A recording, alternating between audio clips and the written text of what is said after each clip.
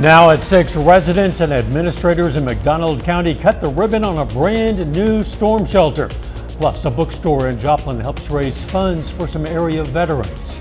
And Pittsburgh police and firefighters do battle, sort of, for a good cause. The 4 states' most watched news starts now.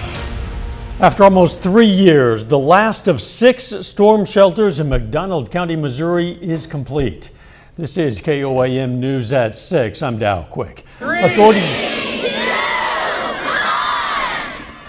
cut the ribbon on the final shelter this afternoon in McDonald Elementary in Anderson, Missouri. Anderson Elementary in McDonald County. This multi-purpose shelter will not only serve as a classroom and shelter for students, but also as a shelter for the surrounding community. School and county officials say it's important that these shelters are accessible to anyone.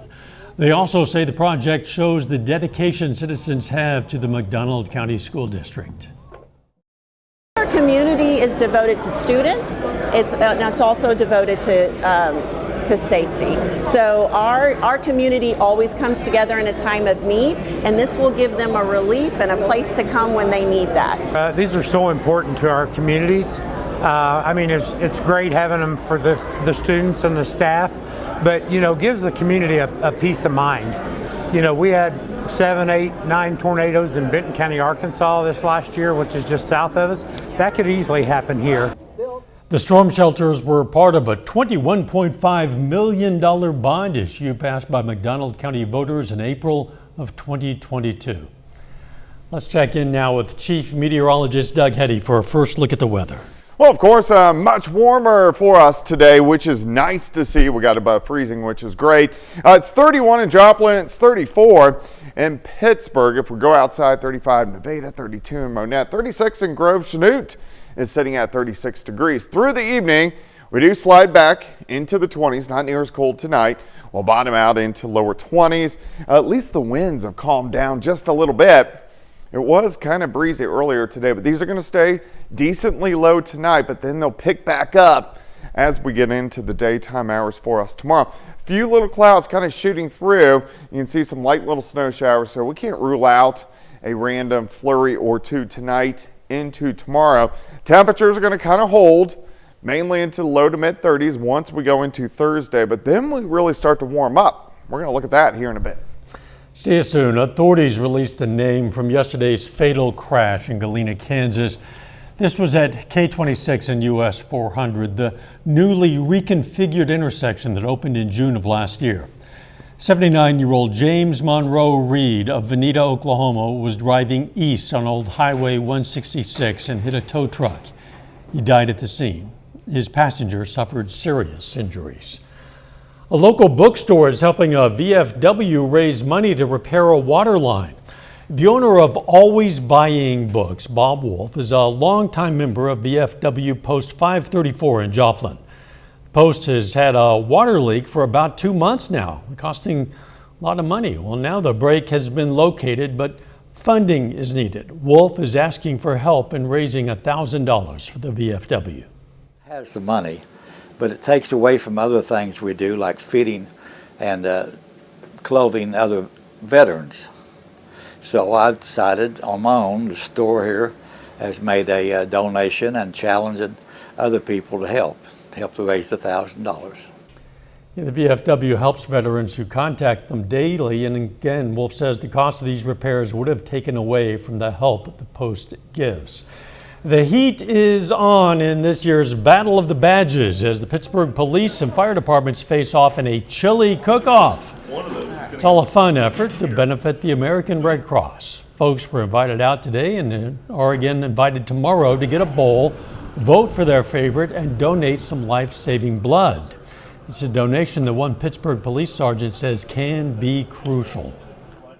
As important as donation is, being able to consistently donate is almost more important than the initial donation, because blood does have an expiration date. So if you don't do it, regularly, then a donation that you did do might have expired, and someone might need that. The event heats back up again tomorrow from 8:30 a.m. to 2 p.m. Freeman Health Systems announced today it's holding a job fair. The announcement comes ahead of the opening of the new Freeman Fort Scott Hospital. The healthcare provider says the event will provide an opportunity for Freeman to recruit applicants for various job opportunities. It'll feature more than 60 openings for the new hospital and will cover everything from RN to tech positions. It's going to be on Tuesday, February 11th from 11 a.m. to 6 p.m. For more information, go to our website, koamnewsnow.com. The city of St. Louis might soon close the books on the departure of the Rams football team way back when. City leaders announced plans for the settlement money, which came from the team's departure in 2016. The new plan establishes a $74 million fund to revitalize the downtown area.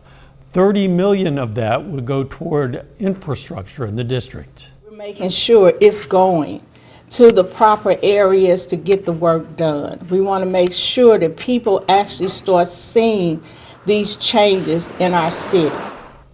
The proposal also includes accountability provisions for each fund. We're going to have more on this story tonight on KOAM News at 10. A Fairland Owl will take her game to the next level for Crowder College softball. John Dales has the details coming up later in sports. But up first, don't be fooled by these cold temperatures. The sun can still do plenty of skin damage. We're going to have some advice from an expert, a local one, for how to protect your skin. Though you might not feel the sun's powerful rays during the cold winter months, that doesn't mean it's not affecting your skin. KOAM's Lonnie Walton spoke with a dermatologist from U.S. Dermatology in Joplin about how you can better protect your skin during the winter. We're actually working in and out of this, in this 5-degree weather that we've been having. LaDonna Mitchell is the owner of Fort State Greenhouse in Neosho. She, along with her workers, spend countless hours doing outside work no matter the season. There's a lot of work of pulling weeds, cleaning things out, revamping things, moving irrigation, disabling irrigation. Mitchell says her hands really know all about hard work. Get really badly cracked and they'll like even start to bleed and whatnot. I mean, it's just like really horrible. So I use this Rough and Tumble. Again, this is from Alchemist Haven. Dr. Derek Towery is a dermatologist at the U.S. Dermatology Partners in Joplin. He says for workers like Mitchell, skincare is vital during these colder months. The wind's going to dry them out, the cold air, the very low humidity outside, so they need to use extra moisturizers, wear gloves. Although it may be important to keep your body clean, taking a hot shower is a no-no. Hot water really dries the skin out.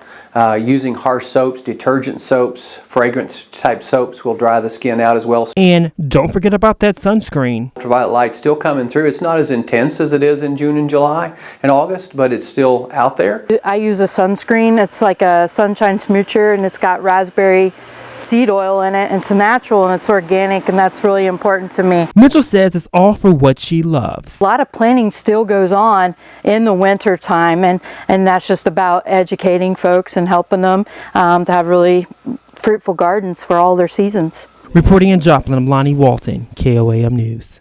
Dr. Towery recommends using sunscreen with an SPF of 30 or higher to protect your skin against cancer. It's been 2 years since the 988 Suicide and Crisis Lifeline has been in operation. Kansas released a report outlining the successes of the lifeline in the state. 988 offers 24/7 access to trained crisis counselors who help people experiencing mental health-related distress. The 988 Lifeline in Kansas experienced growth in call volume and infrastructure during year 2. Kansas call centers handled about 25,000 calls last year. Text and chat services saw a more than 45% increase from the previous year. Some drivers in Vernon County, Missouri should look for a detour tomorrow. Part of Route D will be closed from 8 a.m. until 5 p.m. Crews will shut down the road 1 mile west of Stottsbury to replace a damaged pipe. Drivers will still have access to driveways and home entrances, but there will be no traveling through that work zone. A little later, a middle school in Joplin receives a distinctive honor. We'll explain. Plus, we have much warmer temperatures down the road. We're going to look at that coming up. Well, of course, warmer for us today, which was great to see. It's still cold, but we're heading in the right direction. Nice shot of our Cornell Arts and Entertainment Complex tower cam. We are looking downtown Joplin, off toward the northeast, right through downtown. But look at these temperatures. We're 15 to 20 degrees warmer right now compared to what we were this time last night. We're going to level off tomorrow, then start that upward trend once again as we get really into Friday toward the weekend. 32 in Stockton, 33 in Bentonville, Miami 35, Pittsburgh is sitting at 34 degrees. But look at the brunt of the Arctic air is now shifted the eastern third of the country and then back into Canada. Yeah, it's still cold, but we are starting to warm up, which is good to see. Cold night, we drop back into the 20s, back into the lower 20s once again. It was a little windy earlier. The winds have calmed down a little bit. So they're going to be light tonight, but then it gets breezy again tomorrow out of the north, and this is going to keep our temperatures steady, maybe a couple notches cooler. But once the winds get back out of the south by Friday, they will pick up. We'll have gusts 20 to 30. That's when our temperatures return into the 40s, you know, where we should be for this time of the year. Have some clouds skirting to our north, so we are going to have partly cloudy skies tonight, and you can see some scattered little flurries, light little snow showers. Can't rule out a few flurries tonight and then again into the daytime hours tomorrow, but we don't have any big storm systems heading toward us. Still the jet stream out of Canada, but once this cold air starts to retreat, we'll kind of get a little bit more into this ridge out toward the west, meaning more average temperatures for this time of the year. All right, lower 20s tonight, partly cloudy skies, a couple random flurries possible. As we go into your Thursday, we should get near freezing by noon. I think most of us 34-ish for a high. Tomorrow night is going to be cold. We go back down into lower teens across the board. But our southerly winds kick in on Friday, meaning our temperatures go up. So we go into low to mid 40s by the time we get into Friday afternoon, which is definitely going to be good. All right, 23 in the morning, 32 by noon, 31 by 4. High temp right around 34 degrees, which is still cold, but better than what we've seen over the past couple days. Let's go into the weekend. Get a lot of clouds on Saturday, but upper 40s. There is going to be a weak system, slides to our south, so we may get a few random showers Saturday night into Sunday morning, but overall, Sunday looks fine. Temperatures into the 40s once again. Sunshine returns Monday, again, upper 40s. We continue to increase those. We should go into the 50s on Wednesday. Then we have a weak system that will start to try to affect us late next week with some showers. If you're heading to Arrowhead Sunday, if you're tailgating, it'll be in the 30s during the afternoon, but the game will be in the upper 20s. It's going to be dry, and we won't have that much of a wind. So really, pretty good football conditions for late January. 34 Thursday, 44 Friday, 47 on Saturday, back down to 42 Sunday, and then all the way up to 60 by the middle of next week. 60 sounds really nice, Does sound it? nice. Loving it. Thanks, Doug. Still ahead, Liberal girls basketball faces Galena in the semifinals of the Tony Dubray tournament, and a softball standout from Fairland High School signs with Crowder College. John Dales has those stories and more up next in sports. Fairland High School softball had an especially strong senior class, leading the way this past fall as the Lady Owls earned a second consecutive trip to the state tournament. Well, this afternoon, another one of those standouts signs to play in college. Fairland High School senior Lakin McCoy signs with Crowder College softball this afternoon. McCoy transferred to Fairland for her senior year. In her one season with the Lady Owls, she earned All-Region, All-District, and First-Team All-Conference honors. And McCoy will be joining her Fairland teammate, Jocelyn Wyrick, at Crowder. Well, I think it definitely helped with my friends going, and so that played a big part. I didn't want to go too far with a bunch of people I didn't know where I wasn't going to be comfortable, so I think choosing Crowder was easy for that. And coming here, moving my senior year, was going to be a hard move, especially it's a rival school. But all the girls welcomed me with open arms and were so willing to just let me be in their circle. It was just so nice. High school basketball tournament week continues here in the 4 states, and tomorrow things get tipped off at Frontenac, NEO, and Pittsburgh. they run through over the weekend. In Liberal, the Tony DeBray tournament is already in the semifinals. Tonight, it's a battle of the Lady Bulldogs as the host school, Liberal, takes on Galena. Liberal senior Taylor Swarns broke 2 tournament records in the quarterfinals. Most made 3-pointers, of which she had 12, and most points in a game with 51. We'll have highlights from this one tonight at 9 and 10. Well, tonight, the Oklahoma City Thunder try to continue their dominance at home. OKC is 19-2 at Paycom Center so far this season and has won 8 consecutive home games, entering this evening's matchup with the last-place Utah Jazz. This one tips off at the top of the hour. OKC is in first place in the Western Conference with its record of 35-7. The Thunder have a 7-game lead on the Rockets, who are in second place, and OKC star point guard Shai Gilgeous-Alexander is averaging just under 32 points a game this season. That has him tied for the league lead in that category. Well, we're just 4 days away from the AFC Championship between the Chiefs and the Bills.